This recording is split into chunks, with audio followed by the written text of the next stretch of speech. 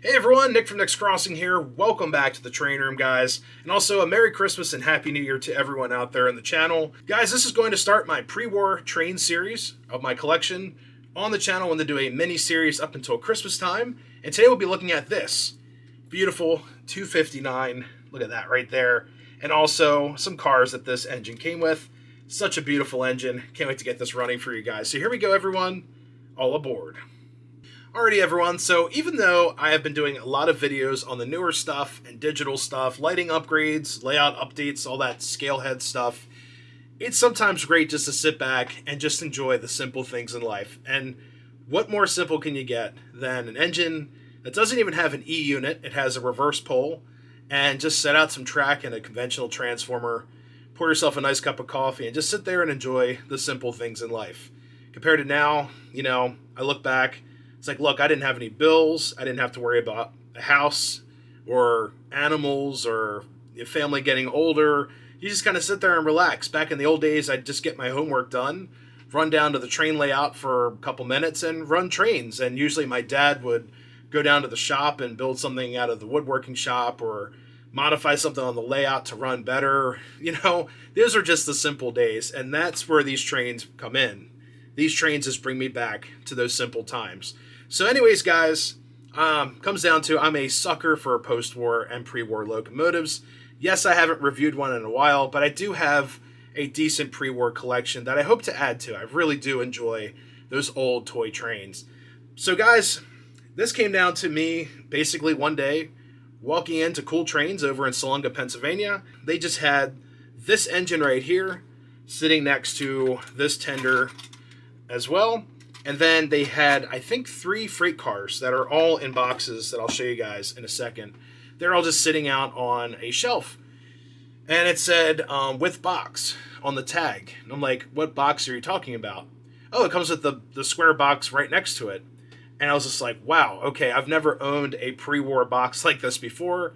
So I was honored to purchase this set with the box. It was just such a cool piece to have. And I will be keeping this box. I know I don't keep a lot of boxes, but this box is pretty special. Destroying their trains, taking them apart, and this box is just so cool. Has very little damage to it other than this corner. I don't know if someone ate it, had a snack on this corner right here. I did do some taping in the corner there to help preserve the shape of the box so it doesn't rip any further. So anyways, guys, let's get into this set. Let's talk about some of the things that this set came with. It looks like a Mod Podge or, a cluster of everything in this set. So let's get into it. Alrighty, guys. So the 259, there's also a 259E. So it looks like this engine came out in the 1930s. As you can see, they simplified a lot of the side rods and such to make it just very, very simple. Also, you get into more stamped detailing. And this has just more stamp parts, not as much copper or brass tubing going on the side. On top, it's also molded, looks like brass or copper thrown in there. Now, the motor is actually really, really nice because it actually has pickup rollers instead of the shoes, contact shoes, which is very nice. Here's underneath of the locomotive. You can see it's got the Lionel Corporation badge right there. Looks like someone did do a re-wheel on here. This side is spoked correctly. This side as well, and it also has the counterweights on the wheels, which is just super cool. They did some rivet detailing in here. You can see some stamped rivets on the side. Just looks really cool. It is a very shiny locomotive. It's not all scratched up. There's the front right there. We do have a headlight and also the marker gems. I forgot, this one also has green and red. So, they're toy trains. You got to give them a break. But the marker lamps for the pre-war stuff, Lionel did like green and red, almost like a boat. So as it goes down the track, it just has more of a whimsical look to it. I just love all that stuff. It just really brings me back to when I was a kid. Now, the tender is actually very, very simple, but beautiful as well. Now, as you can see, looks like a nickel stamp piece of plating there. It says Lionel lines on the side. We have a ladder on the front side here. We also have the little drawbar. This does have some surface rust, but that's pretty typical. We do not have a coal load. It's just flat right there. I know Ives was very famous for stamping coal loads in their tin plate stuff. On the back, we do have that classic Lionel L right there. Just so cool with the red and blue, or orange and blue. The throwover couplers, the springs are dead, but after, almost 80 plus years, I don't think, I'm going to be moving like that either. So we'll see. I do like the journal covers. The journal covers are beautiful. Well, I believe these are copper plated. Either copper, I forgot the material underneath. I believe it's nickel, but they did plate some of those. And I know if you do wear off the silver plating, it will show like a copperish color. I've done that to some of my engines by mistake when I was a lot younger. So I believe that is original though, but the tender is in great shape. Like I said, it's very shiny. It's actually picking up the camera monitor right there. So looks very, very nice. So guys, that's the engine. So the engine was built between 1933 and 1940 as an O-gauge engine. So think of it as your O27. It's the equivalent to like a Rail King entry-level engine of the 1930s and 1940s. So the next thing we'll talk about are these cars right here. And these cars, a lot of them are in great shape. They have some scuffing, which is pretty typical. These are toys. Even my fancy expensive trains up here, in my opinion, are just big boy toys, but whatever. But these are built as toys. So kids probably threw them across the room, or, ran them with their hands on the track, destroying everything. But this caboose is just in immaculate shape. Look at that shine on there. This is a 657 caboose. And another way you can tell that this is a late pre-war engine is that underneath it's stamped, it says Made in USA. It's stamped in the metal. I know it's kind of hard to see, but it's right under that wheel set right there. Compared to one of my 1920s locomotives, actually have a piece of like waxed paper underneath. So guys, this is an 807 caboose, just a two-wheel bobber style. And this one's in a little bit worse shape, but underneath you can see it's got that paper right there for the care guide, I guess, or maintenance guide. And it also says the Lionel Corporation, New York, on this piece of paper. So, like I said, you get this stamped piece of metal right there. It says Made in USA versus this car right here gives you that paper underneath. The next car in the set we'll talk about is this stanchion car right here. The green paint is in immaculate shape. The journals are nice and shiny. The wheels are in great shape as well. See if we have any spring left. Yeah, a little bit in the couplers there. Underneath, you can see this one's actually stamped number 651, made by the Lionel Corporation. So this one actually has a stamp underneath of what it is because there are no plates on the side. So I thought that was really cool with this. So this one you can see, oh yeah, it's a 657 caboose made in the USA. This one's like, oh, what kind of flat car or stanchion car is this? Well, look at the bottom. There it is, number 651, right there underneath. So I thought that was very interesting how they could classify the car, just put a stamp under there. So very, very cool. Now, the next car is also in a box, and a lot of you guys out there collect pre- and post-war, there's got to be a tanker in a set of cars. And not just a tanker, but a Sunoco number 654. Look at that car. It's dented a little bit. It's got some dings to it, but all in all, in great shape. The logos are there. I love that Sunoco logo. Look how vintage that looks. Really, really cool. Then underneath, just stamped Made in USA, because it's got the number plate and Lionel lines on the side. So I love Sunoco tankers, and Sunoco gas makes my car nice and happy even to this day. So love Sunoco tankers right there. So in the set, this just came with 3 cars. So the caboose, the tanker, and the stanchion car. And they all roll fairly nice. You guys will see that in the review. And they could use a little bit of oil and cleanup and all of that. So the boxes that came with the set, we have a number 657 caboose, so we have the correct box right here. Look at that bright, shiny Lionel lines. Someone tore the end off of that.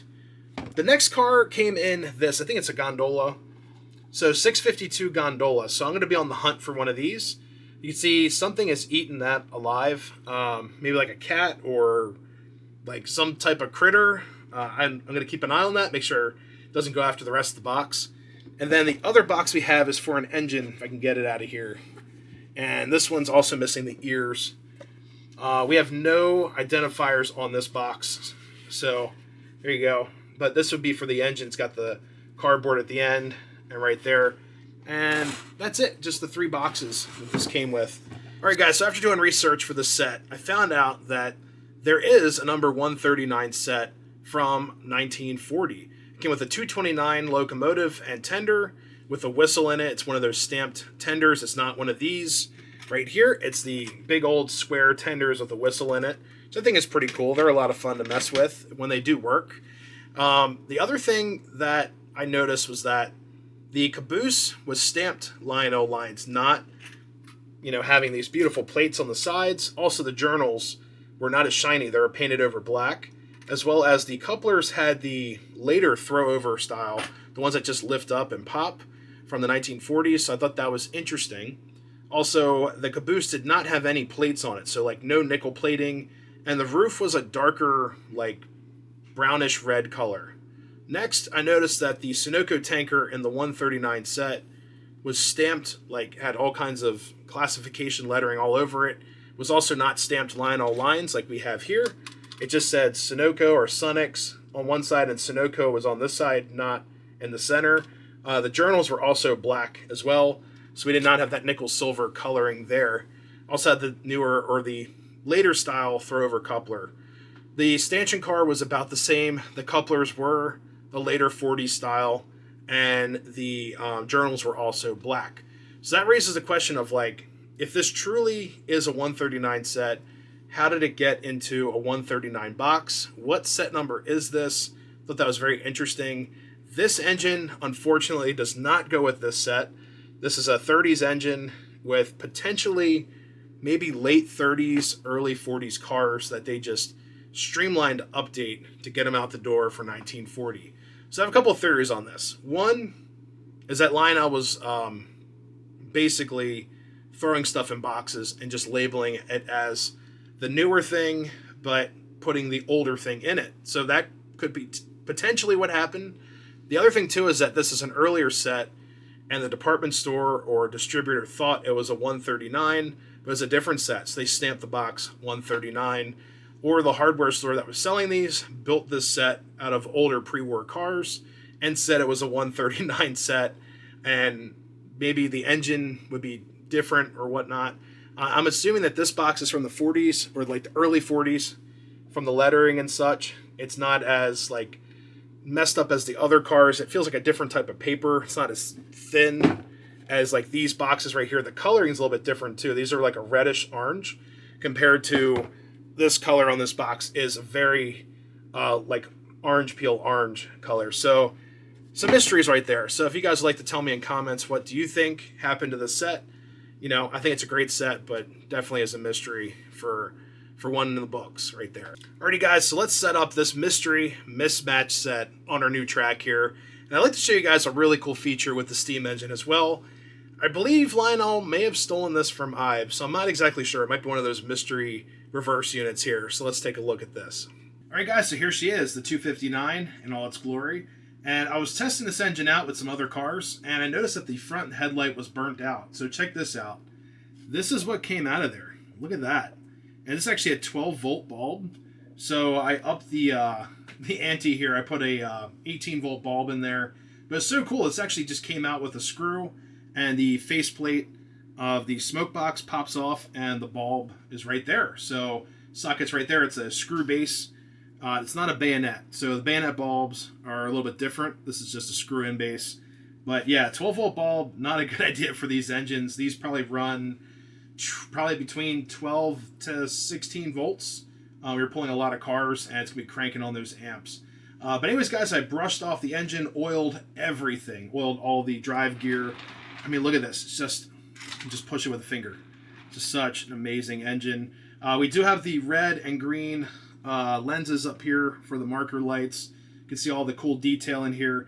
And like I did mention before, Lionel started stamping detail in here rather than having all the pre-war piping that they're famous for and using more precious metals for the caps and such. So as you can see, it's pretty basic, but a very beautiful engine. Now, a couple of things too that I really do enjoy. That classic Lionel L right there. This locomotive also appears to have new wheels, or newer wheels, and they are looking great. These steam engine wheels have, it's really hard to see, there's a tiny little counterweight right there and right there. So whoever did install these wheels matched them perfectly. But I love looking at that early mechanism there, the early drive gear. Just, oh, it's so cool to look at.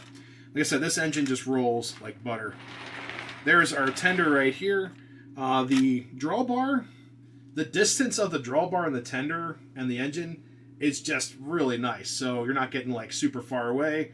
I saw like the newer Polar Expresses that came out, and people were complaining that the drawbar was like 1.5 inches away from the engine.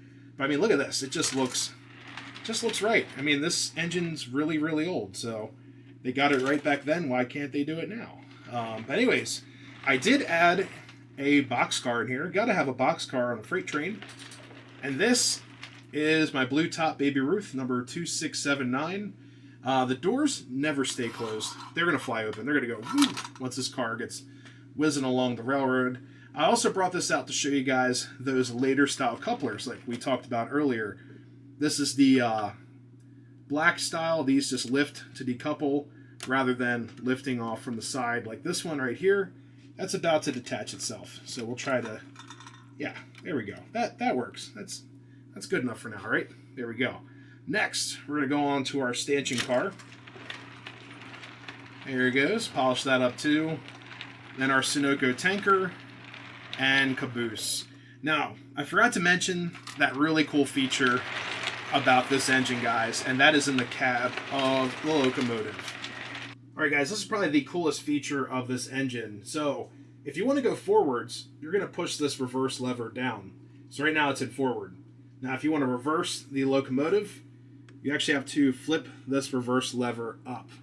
Which is kind of hard to get to. You got to have, child fingers right here. Or, there you go. So now we're in reverse with the lever flipped up. And this is what it looks like on the inside of the cab. So just a little slit right there with the lever, and we're just going to pull this down to go forward. So I'm sure back in the day, the kids had a ball with that lever in there. I mean, you're probably pretending it's a real steam engine using your imagination, which is, something I grew up with. I know a lot of kids nowadays do not use their imagination like they used to. So this definitely would have sparked some ideas of operating a real live steam engine back in the steam era, which is really cool too. So this engine came out while steam engines were still king on the railroad. All right, guys, let the ozone commence. Let's give her some power here.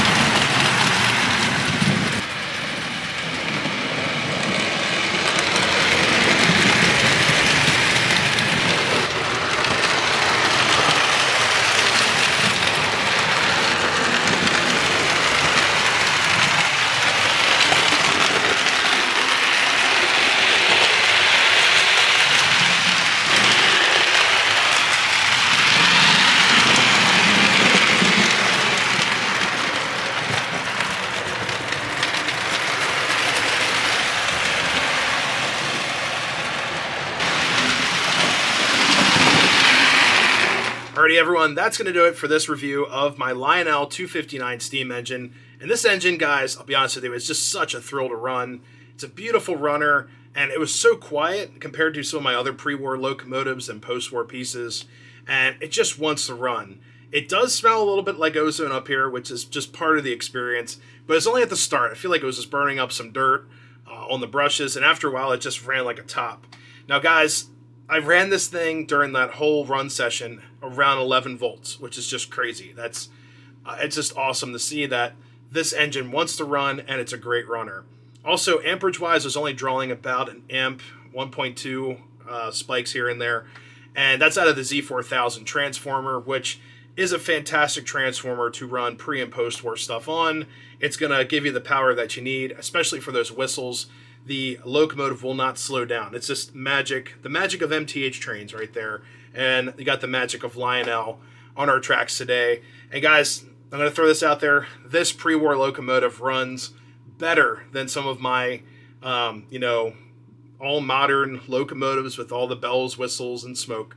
So this thing is just a gem. But anyways, guys, hopefully you enjoyed this review. I hope to do more of these in our pre-war series before Christmas.